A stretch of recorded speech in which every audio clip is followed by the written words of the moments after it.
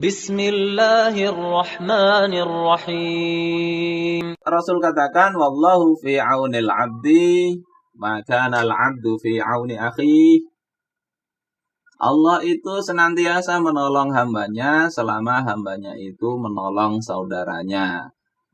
Nah, ini yang perlu juga digarisbawahi, menolong di sini menolong dalam kema'rufan. Rasul katakan unsur akhak. Ini sering dipelesetkan tolonglah akhak. Tolonglah akhaka. Itu saudara engkau. Zaliman au madluman. Dia baik dia itu zalim ataupun dizalimi. Sahabat bertanya, kalau dia dizalimi, kami menolongnya ya Rasul. Tapi bagaimana kalau dia itu zalim? Maka kata Rasulullah, ta'khudhu fawqa yadayh. Engkau pegang tangannya itu. Yakni engkau cegah dia dari kemungkaran itu. Jadi sifat persaudaraan itu tidak selalu membiarkan saudaranya. Sifat saudara kepada saudara yang lain menolong itu tidak selalu menyenangkan. Tapi menolong itu kadang harus kontra juga. Ini salah ini. Ini nggak boleh. Sehingga diluruskan. Nah, ini dalam perkara-perkara yang memang bukan khilafiyah ya. Kalau khilafiyah ya paham-paham aja kita. Kemudian poin berikutnya Rasulullah katakan, wa man salaka tariqan yaltamisu fihi ilman sahhalallahu lahu bihi tariqan ilal jannah. Siapa yang menempuh suatu jalan, salaka maknanya dakhala, memasuki. Tariqan ini jalan hissiyan kana au ma'nawiyan. Jalan menuntut ilmu itu bisa hissi, ya, yakni jalan di jalan aspal itu misalnya, atau maknawi seperti sekedar duduk saja. Kalau sekarang duduk di kamar aja sudah termasuk menempuh jalan, tapi jalannya maknawi. Kan kita nggak jalan-jalan Ustaz, di rumah aja. Yaitu jalan yang maknawi seperti kal julusi litadris au at-ta'lif. Seperti duduk untuk mengkaji atau untuk menyusun kitab misalnya, menulis. Siapa yang menempuh jalan mencari ilmu itu dengan berbagai macam cara tadi, baik terindra hissi maupun maknawi, Allah akan mudahkan baginya jalan menuju surga. Maknanya adalah Allah beri petunjuk dia. Allah beri hidayah. Allah beri kekuatan untuk bisa taat. Oleh sebab itu kadang orang ketika tidak ada lagi mengaji, itu susah untuk taat. Banyak alasan.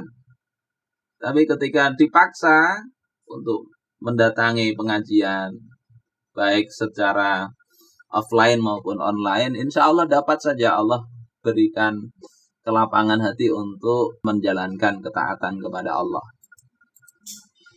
Poin ke-6, Rasulullah katakan, wa majtama'a qaumun fi baitin min buyutillah.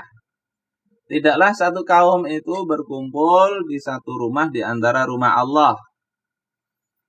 Maknanya adalah bukan hanya masjid di situ, di dalam syarah Arba'in, yakni apa saja yang dibangun untuk dapat pahala Allah Ta'ala. Seperti masjid, madrasah bisa juga. Kemudian ribato, ya, dan tempat-tempat lain, majelis dan sebagainya. Jadi tempat yang dibangun untuk mendapatkan keridhaan Allah.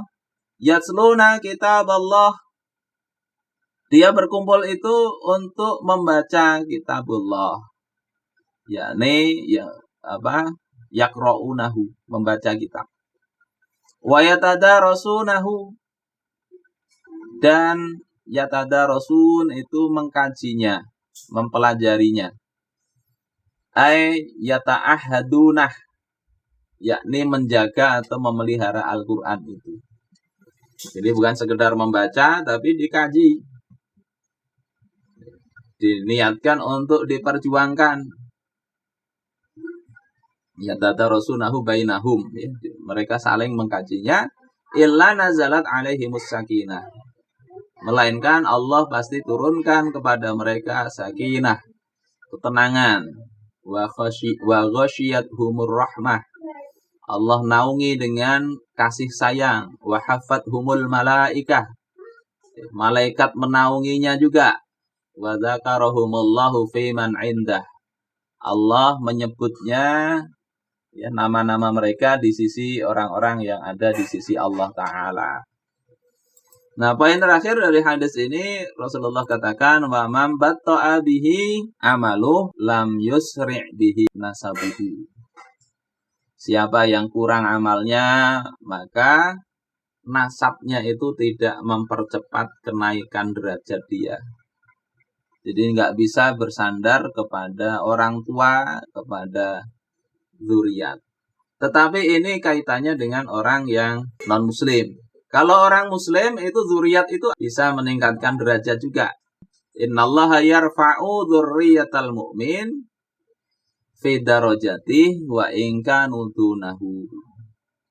Allah itu bisa mengangkat zuriat seorang muslim. Ini kalau sudah masuk surga ya. Kalau sudah masuk surga Allah angkat derajatnya. Walaupun dia tidak sesuai dengan amalan zuriatnya itu. Untuk apa? Untuk mendekatkan mereka dengan orang yang mencintainya tadi. Jadi seorang anak dengan bapak, insya Allah ketika sama-sama masuk surga akan dikumpulkan oleh Allah Subhanahu wa Ta'ala.